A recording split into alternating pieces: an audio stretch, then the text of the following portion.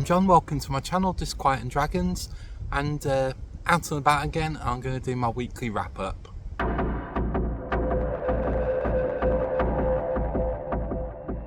Hello, so thank you for joining me. I'm out on my walk again. I'm in a place called the Hensford Hills, which is a small part of a forest called Cannock Chase, which is close to where I live.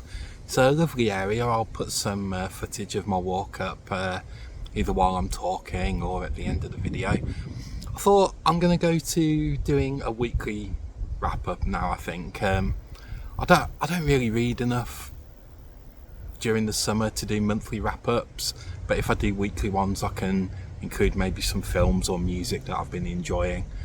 I have been in a bit of a reading slump recently, but I think I can see the end of it. I managed to finish 2 books this week, so I'll talk about those. First book I finished was Royal Assassin by Robin Hobb. It's the second book in the Farseer trilogy, which is the first trilogy of the overarching Realm of the Elderling series. I think that's right. I'll put a photo up of the reading order for the books. I read Assassin's Apprentice earlier in the year, the first book in the series. Absolutely loved that. I thought it was brilliant. And Royal Assassin it's even better.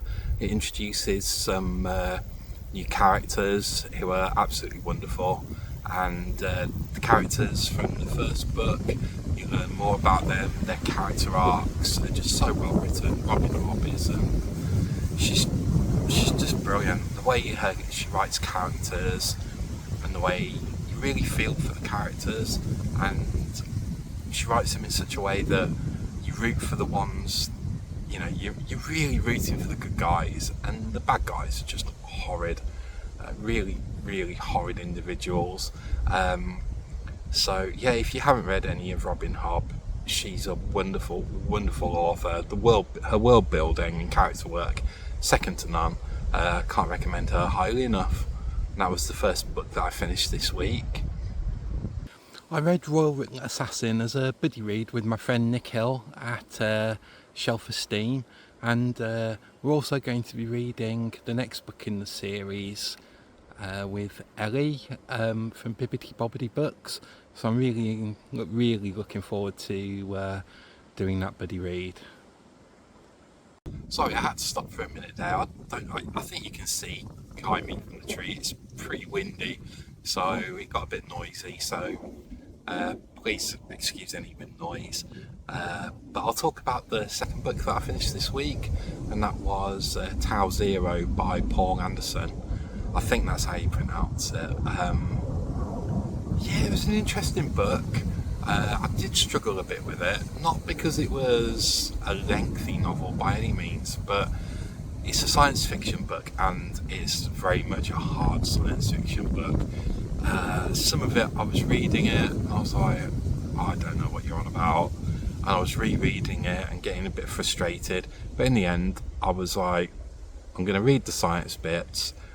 I know what's happening in the story overall. I'm just going to take it for granted. The science is what it is. Okay, the ship's going faster and time's slowing down. I'm cool with that. I don't need to know the rest of it. And once I got past getting annoyed at the science going over my head, then I started to enjoy the story a lot more. Scientists on Earth have found a new planet that could be inhabited, and it's like 30 light years away from Earth. So this spaceship is made, and it's there's 50 crew members, including scientists and the captain and all that kind of thing, and they go off on this journey with the spaceship continually accelerating to get them to this new planet.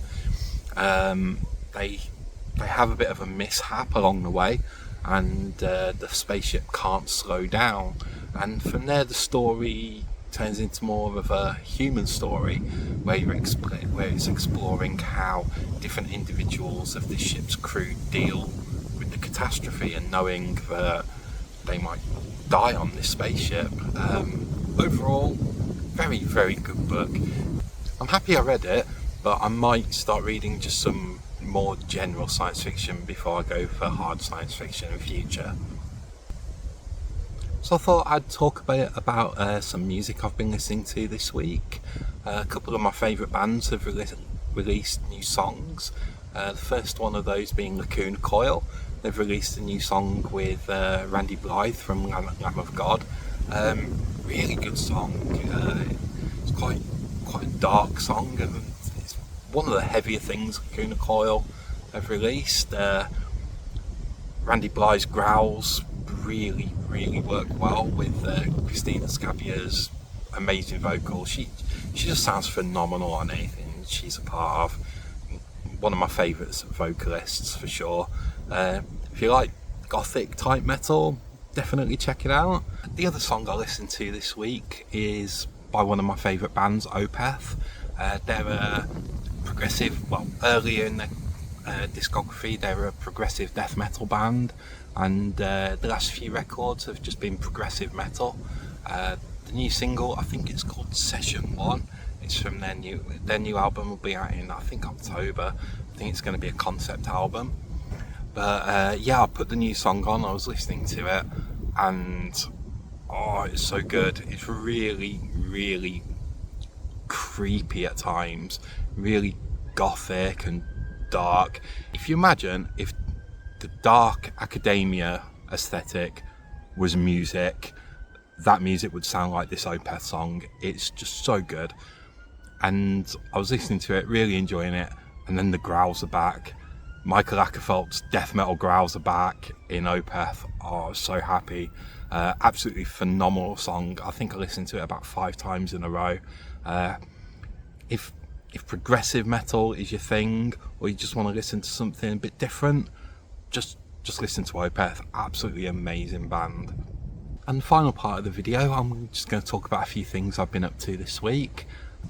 I went book shopping to a couple of places, one of them being my hometown of Lichfield, and the other place I went to was a place called Bakewell in Derbyshire. If you've heard of it, it's where the Bakewell tart cake comes from. Absolutely beautiful little town. It's on the River Wye, I think it is. Loads of really quaint little shops. I found a wonderful little bookshop, and they had a really nice science fiction section, and they had lots of the science fiction masterwork series of books, and I was quite happy to see they were all half price or lower, so I picked up some of those. And for the first time in years, I went to the cinema last night. I went to see Deadpool and Wolverine, and if superhero films, you think, you've got to see it. It's so good, really funny. There's some really nice Easter eggs in there. I won't go too much into it because I think the less you know about this film, the more you will enjoy it, because I was really surprised by some of the things that happened in it. And another good thing about this film is it doesn't outstay its welcome. It's 2 hours long, but it's like an action-packed, well-paced 2 hours. I can't be doing with films that are 3 hours long, not in the cinema. No. 2 hour films, unless you're Lord of the Rings, 2 hour films, perfect. So that's about it for my weekly wrap-up. Let me know if you prefer me doing these as opposed to like monthly wrap-ups or no wrap-ups at all. I'm going to go and enjoy the rest of my walk now. I'll put some footage of where I am and some of the scenery. I hope you're enjoying what you're reading. Hope you're all keeping well. I'll talk to you again soon. Cheers. Bye.